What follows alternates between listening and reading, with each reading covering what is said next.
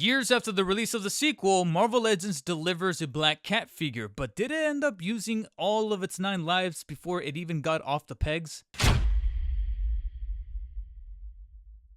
Because one thing to interestingly note is that after much deliberation, part of this brand new wave of Gamerverse figures based on Marvel Spider-Man 2, that's a amalgamation of new molds, new takes on the characters that are kind of overdue, like the black suited Spidey, the deluxe mega-sized Venom, some different incarnations of Miles' suits, but now we finally get a Felicia Hardy Black Cat figure. However, there's a form of an asterisk at the end of that sentence, and that's going to be that this is specifically the Spider-Man 2 portrayal. And it's a rather unique portrayal overall that Insomniac was able to do for their take on Black Cat, except you'll notice that the costume variance is most definitely that of the Spider-Man 2 video game, or at least her, I'm sorry if this could be a little triggering, but her more or less glorified cameo in Spider-Man 2. Her take in that DLC was not only very much lifted from the comics as far as her personality, her presentation, but also she had a much more nuanced suit. Here we go for what is mainly her same aesthetic as far as being predominantly black and white, mainly black with shadings and strikings and streaking lining all across her suit for the white, but it's a bit more emphasized on this take of the suit because you'll notice so many like little zigzag patterns of the whites that's kind of strung together and attached together in a very asymmetrical sort of way, specifically around the shoulder and chest area. That you'll notice all these kind of like diagonal lines cutting across, but again, being very asymmetrical. And they were a bit more minimalistic on the way that they were portrayed in the original 2018 DLC suit. So here, you know, it's become a bit more of a statement that Felicia Hardy presented on her suit, albeit a little bit too busy. And granted, I didn't really notice too much when I was playing the game. Her suit overall just felt like a evolution of what came before. But here in Marvel Legends format, I thought to myself, yeah, I could see how some of these things right here were just a little bit overkill, even for a character as a flamboyant of a character as Black Cat herself really is. I'll give Marvel Legends a few points for getting some of the sculpt work around the abdominal area, the arms, and a little bit, most definitely around the leg area, for some of these linings right here that harken back to her espionage-driven tactical suit that she uses to commit some of her crimes, some of her thievery. But and this is very much a subjective thing. I've never been the biggest fan of these grayish white lines struck in throughout her whole suit, or at least the ones that are, like I said, much more emphatic on the Spider-Man 2 version of her suit as opposed to the way that they looked much more, like I said, minimalist in her take in the 2018 DLC. To me, that's my preferred suit for Black Cat. The actual texture work, on the other hand, is pretty nice, giving it this kind of like semi-gloss, semi-matted finish around the middle portion of the suit right here, kind of leading on to the rest of the limbs that overall, like I said, are more or less pretty complementary to her physique. Although I'll admit that maybe the arms could have used an extra layer of either filament for the plastic or at least an extra, paint decals or anything like that to kind of make them feel just a bit more robust and less gummy feeling that they do right now. And speaking of gummy, flimsy feeling, I'm not the biggest fan of these like tassels that she's got kind of sculpted into the forearms and into the underside of the calves right here, which I understand are taken from the design of the Spider-Man 2 costume, but they didn't necessarily work in that design, and then by proxy, they're not really gonna work very effective here in figure form because sculpt work is not too bad, but they feel very, for lack of a better term, very 3D printed on there, and then the paint applications utilized to give it this kind of streaking effect with a little bit of black or grayish sort of paint decals to again kind of sculpt into some of the linings right there to make it look like individual hairs, individual fuzz is pulling from the tassel, is not as effective as they probably would have wanted it to be. And while I'm down here, unfortunately, another incident of replicating the design of the character in game a little too accurately, much like with these tassels here. You, of course, got the heels here for the shaping and the overall design of the boots that really don't do her any grand favors. Here, they sculpted them just a little bit too tiny, as opposed to the black-suited Spidey, who I was kind of complaining about being a little bit oversized on the feet. Here, I feel like they should have gone in that direction to at least make her a bit more stable as far as balancing and position, because these things, from time to time, have a tendency to be a major nightmare, and you'll see that be a little bit more prolific when we get to the articulation portion of the review. But speaking on the nature of the little kind of, like I said, streaking of the black paint apps to make it look like they're individual tassels and hairs kind of sprinkled on throughout the sculpting of the tassels themselves, they kind of implemented a similar technique for painting in some of the hair sculpts right here towards the back, specifically around the ponytail and the little bits of the headbangs towards the front, where you could see a little bit more of that paint application being applied to give it a little bit of streaking.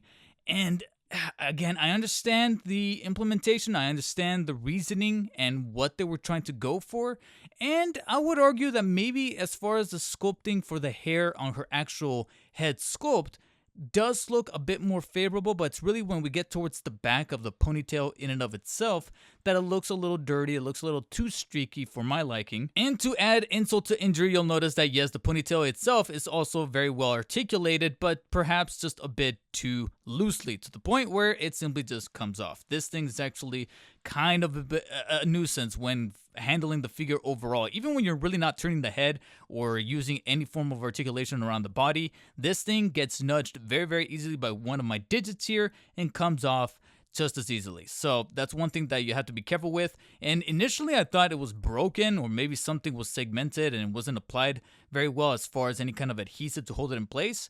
But no, you'll notice if you look a little closely, the little nub that kind of pegs into the slot inside of the back of her head is sculpted in a way where you can see the seam line at the end. So that makes it kind of, it doesn't look like a simple cutoff point. It actually looks like a closed off seam when sculpted and kind of ironed out from the machinery. So you can kind of tell that, yeah, this was meant to be an individual piece.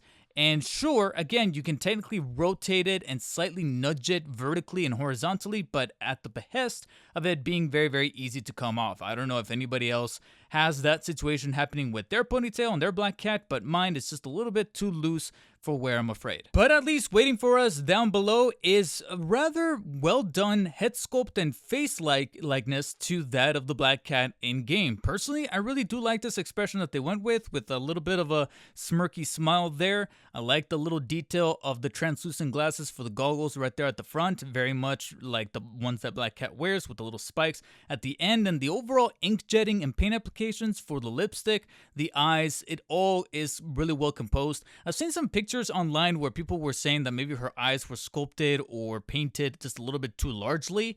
Ever so often, I do get that slight little effect on mine, but I like to toss it up a little bit as a form of optical illusion because of the glasses, or at least the translucent plastic that they're utilizing that is sculpted and kind of bent in a way to give off that illusion, which in my personal opinion, I feel like that sort of mimics the way that goggles would really work in real life, in a way that attributes this with a nice little premium touch on the face applications and the overall sculpt work happening there. I would probably just say that maybe I would have liked it if they had closed her mouth, because I understand that they tried to inkjet a little white line to make it look like she's sort of showing off a little bit of teeth through her smile, but sometimes it looks just a little too off for me. I feel like maybe a closed smirk or just something just a little bit more standard and neutral, but at the same time still very essential to Black Cat's persona would have been a little nicer for me. But at the same time, I understand what they were trying to go for,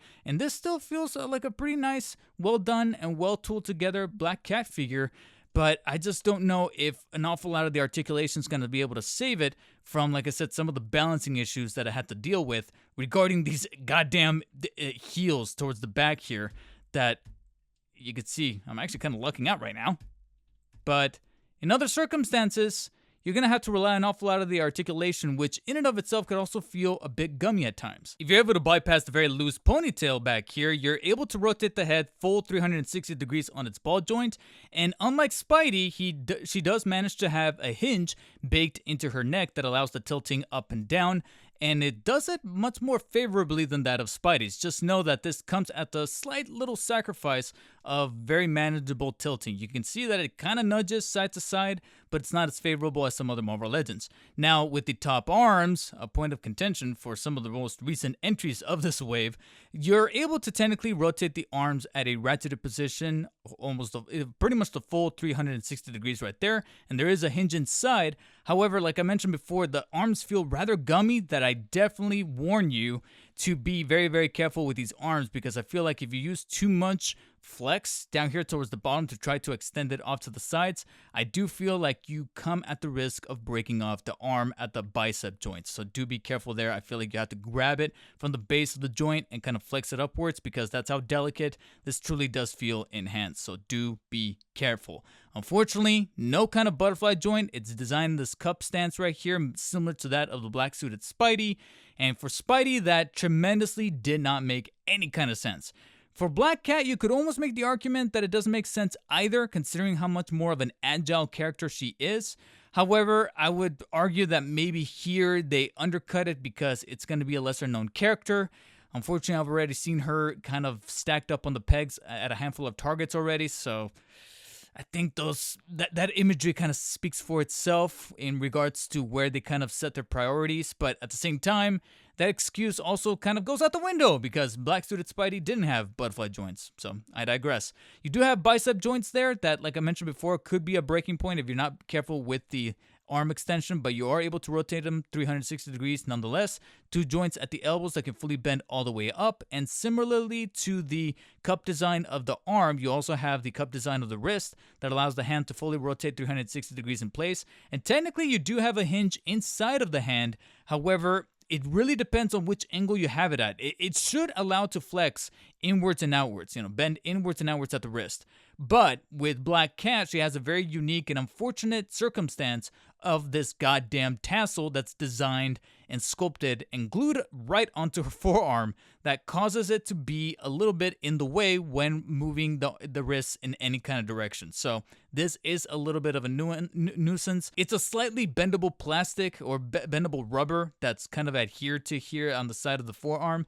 But at the same time, just the fact that it kind of gets in the way and almost kind of dissuades me from wanting to move the wrists in any kind of direction. It just kind of turns me off from wanting to do it in the first place. So that's just something there that I noted while playing around with the figure. You do have a rocker here at the mid-torso cut that allows the full top part of the body to rotate 360 degrees in place in a rotated position, as well as slightly nudge backwards and forwards. Not much in the way of crunching it, kind of nudge side to side.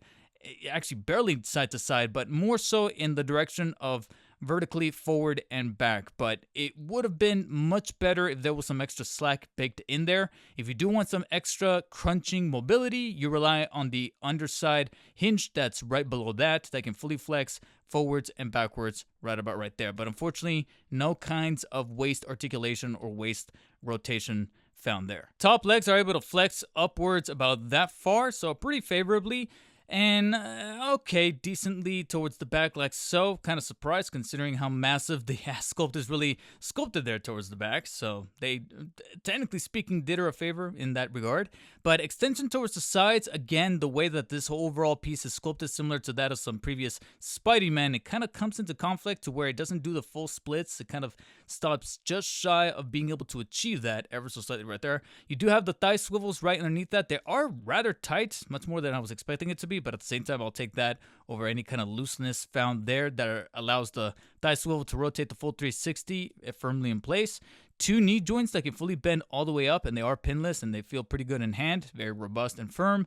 And then, unfortunately, like I mentioned before, those ankle joints, despite not allowing any kind of shin swivels like that of Spidey, you of course have the thigh swivels that can at least alleviate a rotation for the ankles, because you can only pivot the boots or the heels downwards and upwards. And when it comes to downwards, it technically gets stopped by the tassel. So again, another unfortunate circumstance here, similar to that of the wrist joints. You have the tassels, the design choices they made for this version of Black Cat, kind of conflicting with functionality of the figure. So it's an awful lot of catch-22 that's happening with the figure that just renders it an easy, an easy reasoning as to why it is that I'm seeing her so much in the pegs and fully available at the ready. Nevertheless, though, the ankles technically can still pivot inwards and outwards like so, but if you want full, flat 360 mobility and even better balancing for the figure, you're going to have to rely an awful lot on the top leg joints, the swivels, and just good old-fashioned luck. Similar to the dumb luck that I'm getting right now while trying to film this goddamn review, because prior to this, I was having the worst luck, the worst time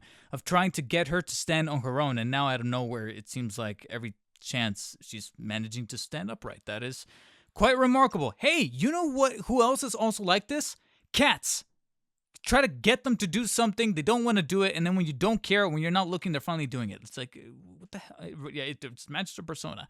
And here's the thing, she's not necessarily making any major arguments for why she's an instant pickup should you see her in the store right now from the get-go. The accessories also don't really do much of an argument in and of themselves, because she only comes with a bonus set of hands here that are designed to kind of mimic that of her, again, Black Cat qualities. They're both pretty much open hands as opposed to the much more the fist that she's got on the left hand, or the semi-grabbing hand that she's got on the right for a very specific purpose. So the bonus hands here are more so in line to her more aggressive qualities, as far as her scratching nails on the left, or the slightly kind of gripping, kind of clawing, kind of sort of maybe even flirtatious hand that she's got going on the right here that she can utilize on Spidey to get, you know, exactly what she wants whenever she needs a quick escape. But if you want to utilize that gripping hand, she also comes with the artifact that she was stealing during her, again, glorified cameo from Spider-Man 2, the one that Miles Morales was he himself going after getting a slight hint, a slight tip that something was getting stolen from a certain Sorcerer Supreme. If you haven't played the game, I apologize.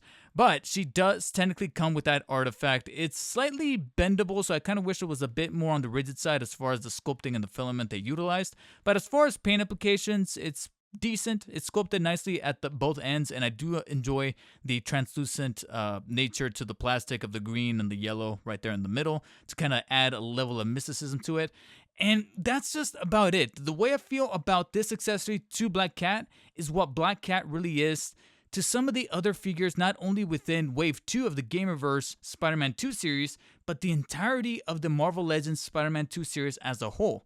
She's more so of a bit of a complementary piece, not necessarily an absolute pickup with her by herself. Like, her qualities and her details and all that, they definitely get much more amplified, but only when I put her either next to Miles to kind of replicate some of her scenes pertaining to Spider-Man 2, or when I pose her with the Advanced Suit 2.0 or even the 1.0 from the original 2018 movie line and kind of replicate her entanglement with Spidey during the DLC and what it is that made her a bit of a showcase during those pieces of DLC, and why it was so disappointing to see her getting treated a little bit haphazardly in Spider-Man 2.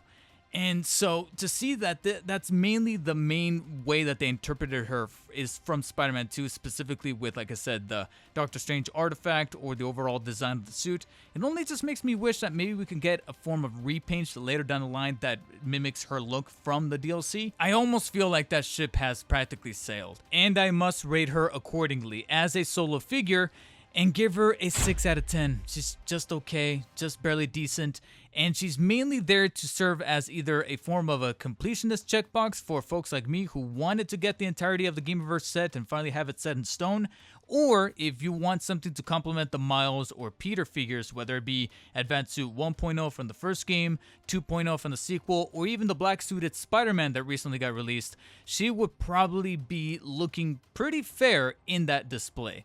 Otherwise, though, if you want to get her down the line, I wouldn't necessarily blame you if you wanted to wait for a form of clearance sale at your local Target, Walmart, or hell, the stomping ground that most Marvel Legends that don't necessarily sell all that greatly end up being in. Of course, I'm talking about Ross or Ollie's if you're somewhere in the Midwest. I don't know exactly where they're located at, but I know that Ollie's and Ross are generally the two that are like the biggest common denominators as far as really clearance figures that you wanted to get, just not at full price. And with that, it feels like perhaps the Gamerverse Wave 2 was not as cracked up as we were expecting it to be, outside of the outlier that was that massive Big Daddy, ultra thick Venom figure that we managed to get. Outside of that guy, frankly, so far, the rest of the Gamerverse series is kind of varying in quality, and it really depends on where your priorities lie as far as which character you wanted to get, which suit speaks to you. Like in my case, the Brooklyn 2099 Miles Morales, I thought that was pretty cool, but outside of that, and of course, the obligatory black suited Spidey, everything else just seemed stuff that I could kind of do without or get at a form of a clearance sale. But if you feel completely the opposite and ended up getting the Black Cat figure here, or even the black suited Spidey, let me know down below how your guys' feelings are towards the brand new Wave 2 of the Gamerverse Spider-Man 2 series. Has it really hit all those right checkboxes for you? Has it been like the quintessential new wave of figures that were practically overdue to get a Marvel Legends on? Or do you think that so far it's been a form of a bust? While you guys are down there letting me know, hit the thumbs up button if you enjoyed this review, thumbs down if you did not. And as always, stay humble, and I'll catch you on the next one.